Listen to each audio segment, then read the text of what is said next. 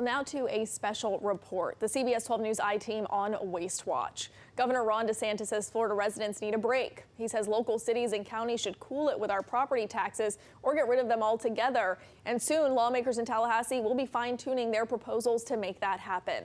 But if our property taxes go away, we could see our sales taxes going up, and some of the things we depend on and enjoy might not be available anymore. CBS 12 News I-Team Chief Mike Magnoli is about to take us for a deep dive into the property tax debate. There are 8 bills that aim to reduce or abolish property taxes in Florida. If one of them makes it over the finish line, then it's a ballot consideration. So Florida voters will get to decide in an upcoming election if property taxes are actually worth keeping. Lawmakers say our local first responders and our schools will not be impacted, but the fact is, other things funded by property taxes certainly would be. State Representative Toby Overdorf is a Republican from Stuart. He chairs the Select Committee on Property Taxes. Now, before we hear from him, important to remember, property tax is not collected by the state government, it's collected by your local government. And right now, many local governments in Tallahassee are not on the same page about what's happening and why. The reality is that we've also seen the property tax revenue has increased by $18 billion just in the last 3 years. We're seeing that it's approaching $60 billion statewide as far as just property tax revenue. Right now, there is an appetite and a sort of climate for looking at government waste and looking for ways to cut down on that. Has there ever been a time like this before where that conversation has been happening and to this degree?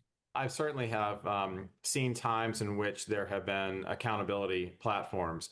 I don't know that I have seen to this degree. And Overdorf says in January, around the time the next session starts, lawmakers will get to see the results of the Florida DOJ audits that have been happening all year long. Those audits looked at how counties are spending tax dollars. I'm not going to go so far as to call it fraud, but I think that there are certainly some ways that we can tighten our belts. I mean, you and I do it every day. But for the other side of this debate, I spoke to Dr. Esteban Leonardo Santos from the Florida Policy Institute. Unfortunately, when we talk about eliminating property taxes, that's a cost shift, not necessarily a direct solution to affordability. That's because Santos says if property taxes are reduced or totally axed, sales taxes are likely to go up, maybe by 2%, possibly doubling.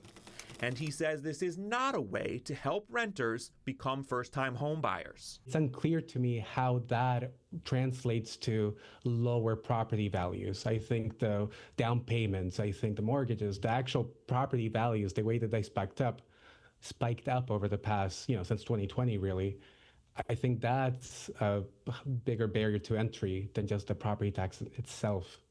But it's all part of it. So I think you're hitting on a complicated question, but underlying all of this, that first-time homeowners, new homeowners are really being shut out of homeownership in Florida. But for people trying to sell their homes, attempting to attract out-of-state buyers, property tax reduction or getting rid of property taxes is potentially excellent.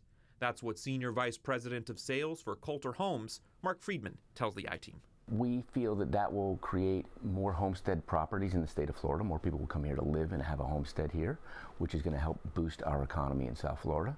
More of our buyers are active adult, and they are coming down and they want to have lower costs of living. So this definitively helps them.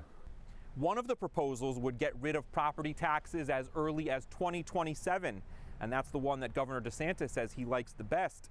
But Florida voters have got to like this too. 60% of them would have to give it the green light. I'm Mike Magnoli, CBS 12 News.